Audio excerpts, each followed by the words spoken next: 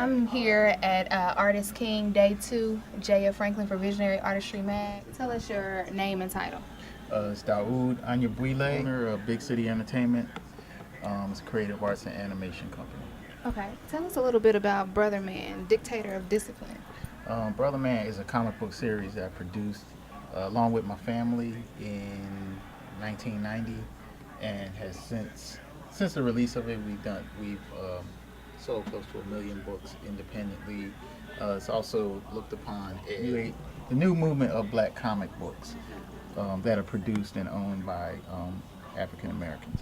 Okay, where did the whole idea come from to create a black comic book? What happened was the New York Black Expo. It came about in 1990, and at the time we were living in East Orange, New Jersey, and my brother and I were running a custom airbrush shop. So we came up with the idea to do a comic book for the Black Expo. So we decided to do this character that I had in my book, Brother Man, and we called him my brother Guy, who writes, and we conceptualized it, produced it, and got it out at the Black Expo that year.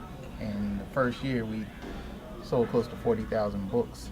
That's just in the first year, nobody knowing us and doing this. We were doing it independently. And the book is basically about a man battling social apathy in this fictitious city called Big City. So everything in the book is really metaphoric, like what he personifies, what each character represents, because there's a variety of personalities. But I think for an African American audience, I think what was different was them seeing not only a black hero, because like now you have these movies which say it's a black superhero, but they're kind of always their families are non-existent. Like, where do they come from? You know what I mean? Like in Brother Man, it's their world.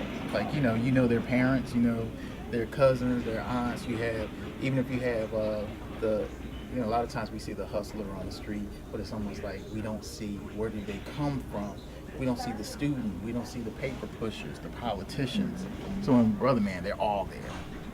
From the children to the elderly. And I think that's why it had that appeal to the mass audiences, because people saw a wide variety of characters. It wasn't just driven by this one character with muscles. It was more than that, because what he represented was pretty much the everyman, the man that's trying to make a difference, and he doesn't have superpowers. He's just doing it on his own, and he knows he can die. So that makes the true hero. Okay, what do you think is missing from black art, comic book art as a whole? One end, I feel as though a lot of it is heroism, where we see ourselves, like I was saying earlier, seeing ourselves in the totality, not just you have a black superhero, but he lives in this sea of everybody else, but they have no family, they have no love, they have no children, so in this perspective, we wanted to fill that gap, but we also wanted to fill the gap of that we own and operate what we do, because a lot of times we say, hey, Disney should be making this, Marvel should be doing this. It's like, that's not their job. They're creating what they want to create as a creative. So with us, whatever it is that we feel is lacking, that we want to see, we should just create it. And in the process of creating it, you fill a void and you make money. You create new enterprise that puts other people to work, creates other jobs, and having fun at the same time. Okay, so when it comes to distribution, do you do your own distribution and everything like that as well? Yes, that's what we were doing. I mean, right now I'm working on a graphic novel. It's a 300-page full-color graphic novel. So it's a monster of a book. I'm not gonna lie, it's taking a lot to put it together, and I have a full-time job where I work a production studio during the day. So it's a lot to it. But what made Brother Man what it was back in the day was me and my family producing it and distributing ourselves. So we were driving all around the country. Like we were talking about the Indianapolis Black Expo, we would drive there. We would drive Chicago. We would drive New York. We were driving to Atlanta. We had black bookstores, comic book stores, independent businesses. We had barbershops, a lot of outlets that your typical comic store probably wouldn't, or comic publisher wouldn't think to sell their comic book at. We were hitting all those venues and having success with it. because we knew distribution was the lifeline. So it wasn't like we just created Brother Man, just gave it to somebody and said, hey, can you just distribute us now? Because that can be detrimental if you have somebody who's not really pushing in your behalf, where you can say, hey, I have this deal with such and such, and if they get your property but they really don't push it, or they push it in venues where your audience really isn't at, but they say your book doesn't sell, we're moving on to something else, and then your book gets shelved, and then you're thinking that, oh wow, I guess it's not good. Well, they may not have marketed it well. It has nothing to do with your product and the value of your product. So we always understood that we have to control our distribution. We have to make sure we're getting it where we know the audience is at. So even to this day, even with technology changing, and I may not necessarily be driving all over the country like I used to, but if I have to, I would. But for the most part, we can reach the world with the internet and everything. But we are more concerned. We are still concerned about owning and operating what we do and doing our own distribution. Doesn't mean I would turn down a distribution deal if it's a good deal and if they're working on your behalf, because that would work out better if somebody is distributing. So then you can continue to work. My objective is to create a company that distributes, markets, manufactures, and everything. So, but that those are things that you build towards, and getting the right people on board to make all those components work for your company. Right. Now tell us about Melody Rich. Okay, Melody Rich. There's about 3 primary characters in Brother Man. That's Antonio Valor, who's a lawyer in this fictitious city. He works for the Lindsay and Big Municipal Station. That's their city hall. Melody Rich is his partner. She's also a lawyer, and she's one of the primary characters in the story. And there's another character named Duke Denham, who's their boss. He's the DA. So all 3 of them are kind of like a contrast of each other, where Antonio Valor is like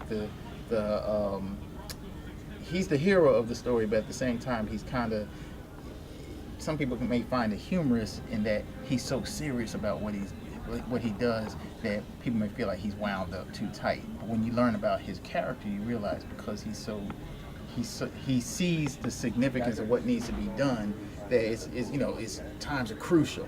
That's why he's serious all the time. Melody Rich is his partner. She's very sharp. She's very committed to what she's doing, but she comes from a different perspective than Antonio Valor. They work together. They do function as a team, but she has different objectives in terms of why she does what she does. Because she's more into like, he came from the I guess you would say the city, and a lot of issues that he dealt with he saw firsthand, and she's looking at the opportunities of what she can get from working this job. So they have 2 different perspectives. And then you have Duke Denham, who's their boss, and he's kind of more disheveled.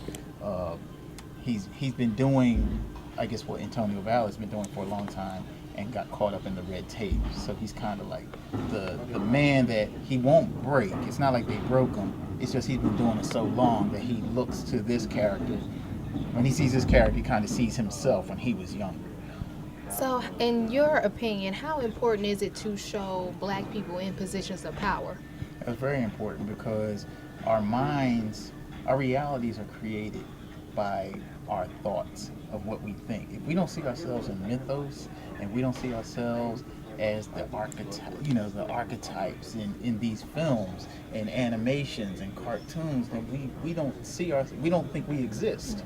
If we only see ourselves in menial roles, we only see ourselves as the entertainment, we only see ourselves as the jokesters and the villains, then that kind of that's easier to play out on an impressionable mind. Not to say the strong mind knows the difference, but you have a lot of impressionable minds who don't have guidance. They don't have somebody in the home to show them otherwise, so they retreat to entertainment, and in their entertainment they see themselves playing this role.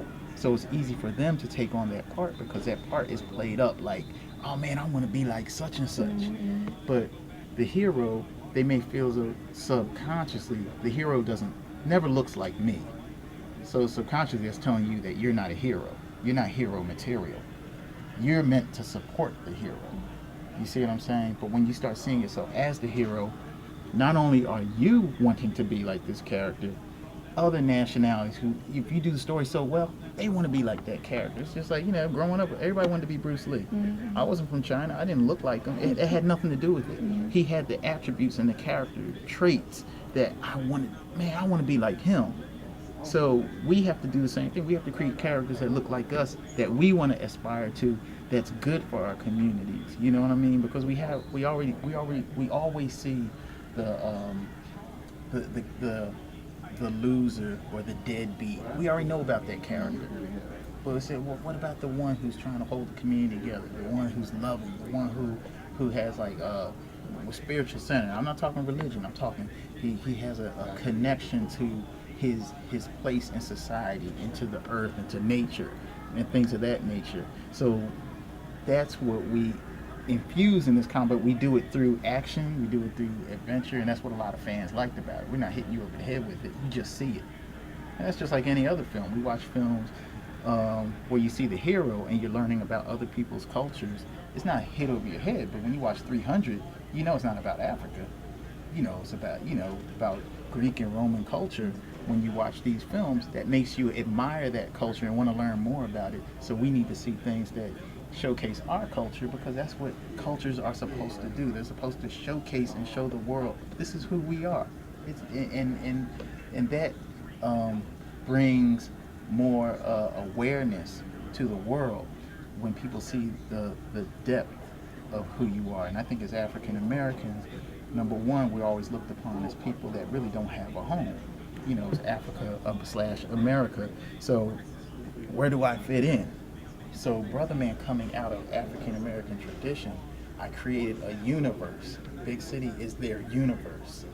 So it's not New York, it's not Philly, it's an amalgamation of our attributes here in America, but it's not America. They didn't descend from Africa, but they have an indigenous background. So it's for us, it's kind of fun because we have our own laws that we created within this world. But at the same time, people who are African American watch it and say, "Oh man, that's my mom in there. Oh, that's how my brother just, it's just like." But they live on 550th Street. They live across, Taut Yard. We have a subway map.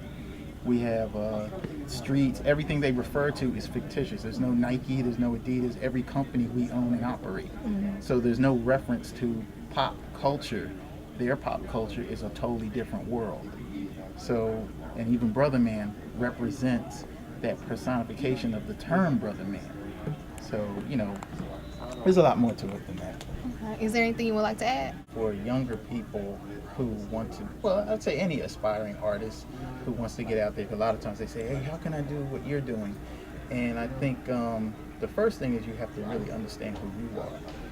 You really don't want to do what I'm doing, because what I'm doing came from me coming to a sense of who I am. You have to figure out who you are. You have to do research. You gotta read. You have to learn about your history, your culture. Talk to people in your family. Refine your skills. Like we were talking about today in the seminar, we were talking about discipline. You got to spend time to refine your craft. A lot of times we want to play games. We want to, be seen, be out. All that time you're out doing that, you're not home creating. You're not home refining your skills. There'll always be plenty of time to go out and shine. And actually, it's even better when you go out and you got something tangible to put in people's hands, as opposed to talking like, "Yeah, man, I always wanted to do that." People look at you that way. Yeah, here comes such and such. He's always going to talk about what he always wanted to do. People respond quicker to people that put something in your hand and say, I locked myself away for the last year so I can put this out. But then when you put that out, then everything starts going like this. Your reputation goes upward. And all that comes from discipline, taking time away to focus on self. And so that's one of the, I think, primary things I try to say to aspiring artists. All right, thank you. Oh, thank you.